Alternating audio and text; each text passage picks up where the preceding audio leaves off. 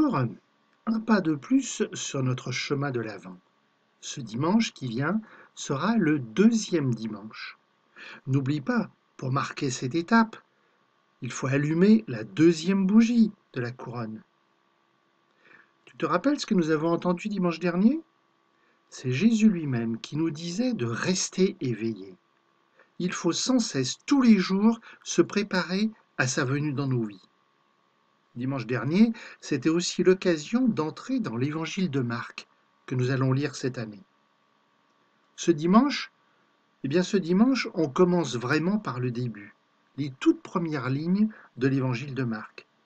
Tu pourras les retrouver, les relire dans ton livre par le Seigneur. Écoute. Commencement de l'évangile de Jésus, Christ, Fils de Dieu.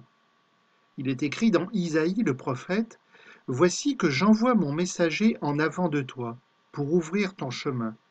Voix de celui qui crie dans le désert, préparez le chemin du Seigneur, rendez droits ses sentiers. » Alors Jean, celui qui baptisait, parut dans le désert.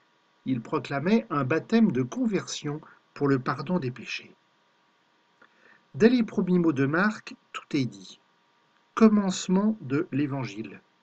Alors tu le sais peut-être déjà, on a dû te le dire au caté, le mot évangile, en grec, veut dire la bonne nouvelle, la bonne annonce. Marc, dès le départ, nous dit qu'il va parler de quelque chose de bon, de quelque chose d'heureux. Et de quoi donc va-t-il parler? Ou plutôt de qui va-t-il parler? Eh bien de Jésus. La bonne nouvelle, c'est Jésus. Un Jésus à qui Marc donne tout de suite deux titres. Déjà, Marc dit que Jésus est Christ. Ça, c'est le mot en grec.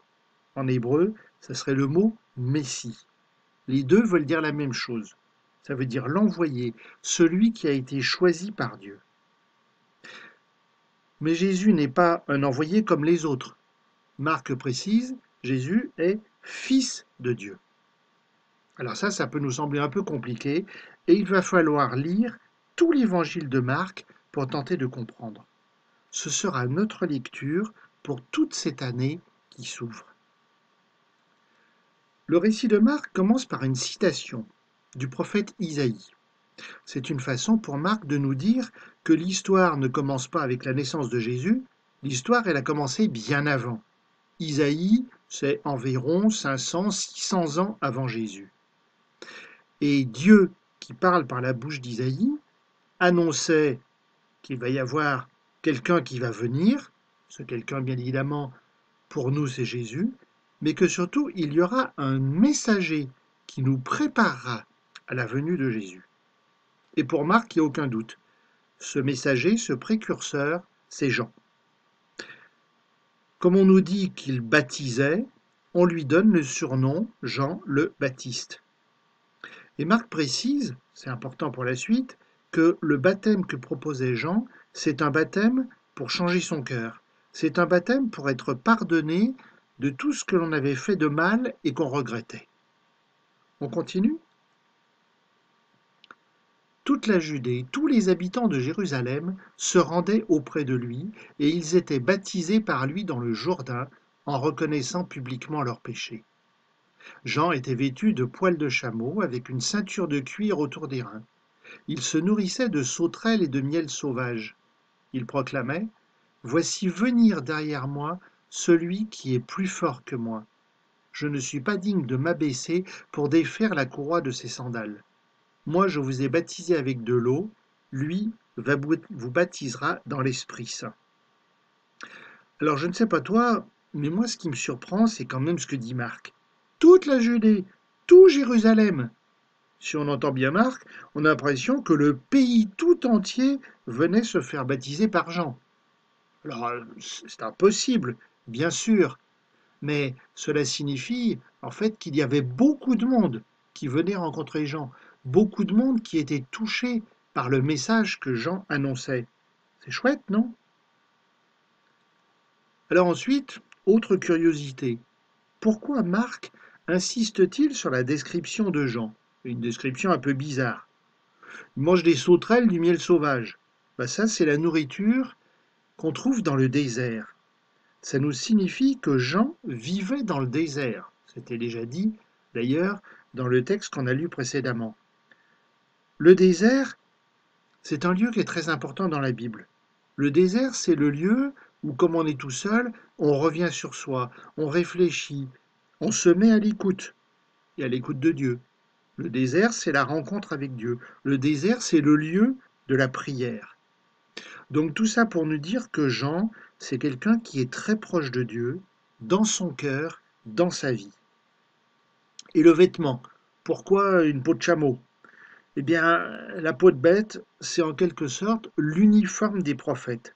C'est en tout cas ce qu'on lit dans l'Ancien Testament.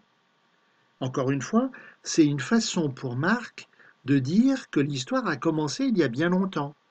Jean vit, se comporte comme tous les prophètes de l'Ancien Testament. Oui, mais voilà, Jean, il annonce du nouveau. N'oublie pas ce que l'on a dit tout à l'heure. Jean, c'est le messager, c'est le précurseur. Ce n'est pas lui qui est important, c'est celui qui l'annonce qui est important. Et celui qui vient, Jésus, il va proposer quelque chose de tout à fait différent. Avec Jean, c'était un simple baptême d'eau. On l'a dit tout à l'heure. L'eau, ça lave. Donc le baptême d'eau, c'est pour se laver de ses péchés.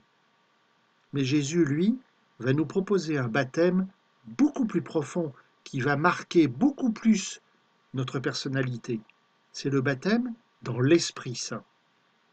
Alors tu l'as certainement oublié parce que tu as probablement été baptisé tout petit.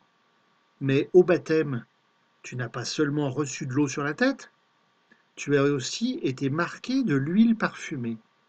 Et l'huile parfumée, c'est le signe d'être marqué de l'Esprit Saint. Depuis notre baptême, nous ne sommes plus seuls. L'Esprit Saint est avec nous, l'Esprit Saint est en nous. C'est lui qui nous guide chaque jour, c'est lui qui nous inspire de faire le bien, c'est lui qui nous aide à refuser le mal. Alors oui, vraiment, on est dans une bonne nouvelle. Jésus, en cet avant, que je me prépare davantage à ta venue, que j'ouvre mon cœur pour te faire de la place, que j'ouvre mes oreilles pour écouter ta parole, que je m'ouvre tout entier pour te recevoir dans ma vie. Viens, je t'attends, je t'aime. Amen.